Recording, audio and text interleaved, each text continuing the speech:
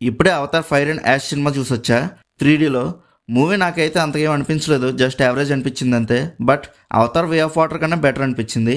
ఇంకా స్టోరీ గురించి మాట్లాడుకుంటే, వే ఆఫ్ వాటర్ మూవీ ఎక్కడ ఎండ్ చేశారో అక్కడి నుంచి స్టార్ట్ అవుతుంది ఈ మూవీ. హీరో ఫ్యామిలీ అంతా ఎమోషనల్గా డౌన్ అయి ఉంటారు కదా, అక్కడి నుంచి స్టార్ట్ అవుతుంది ఈ మూవీ. సో కల్నల్ మిల్స్ మళ్ళీ వీళ్ళ మీద దాడి చేయడానికి ఇంకో అవతార్ని తీసుకుని హీరో వాళ్ళ మీదకి వెళ్తాడు. ఇంకా హీరో వాళ్ళు ఎలా తప్పించుకున్నారు, వాళ్ళు కాపాడుకున్నారు లేదా అనేది movie story. Last Avatar way of water story చూసుకుంటే సేమ్ స్టోరీని ఇందులో కూడా, బట్ కొత్తగా ఇంకో విలన్ యాడ్ అయ్యిందంతే. నాకు ఈ మూవీలో బాగా నచ్చింది ఏంటంటే, మూవీ స్టార్ట్ అయిన 20 minutes ఒక యాక్షన్ సీక్వెన్స్ ఉంటుంది. అది ఇంకా క్లైమాక్స్లో యాక్షన్ సీక్వెన్స్, అదొక లాస్ట్ 40 minutes ఉంటుంది. చాలా గ్రాండ్గా అండ్ బ్యూటిఫుల్గా డిజైన్ చేశారు. ఇంకా ఈ యాక్షన్ సీక్వెన్సెస్ తీసేస్తే మూవీ మొత్తం ఫుల్ ఆఫ్ డ్రామా 2 hours. ఒక 2-3 సీన్స్ తప్పించి మిగతా సీన్స్ ఏమీ అంతగా వర్కౌట్ అవ్వలేదు. స్క్రీన్ మీద ఆ సీన్స్ చూస్తున్నంత సేపు చాలా రొటీన్గా అనిపించాయి. రొటీన్ అంటే అవతార్ పార్ట్ 1 అండ్ పార్ట్ 2లో చూసిన డ్రామాని మళ్ళీ చూస్తున్నట్టుగా అనిపించింది. బీజిఎమ్స్ కూడా బాగున్నాయి, బట్ మూవీలో డ్రామా వెళ్తున్నప్పుడు ఈ బీజిఎమ్స్ కొద్దిగా నిద్ర తెప్పించడానికి ట్రై చేసాయి.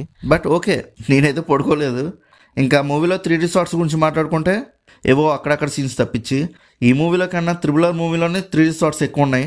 ఇంకా ఓవరాల్గా ఈ మూవీ ఎలా ఉందని అడిగితే యావరేజ్గా అనిపించింది అంతే, అది కూడా యాక్షన్ సీక్వెన్సెస్ వలన.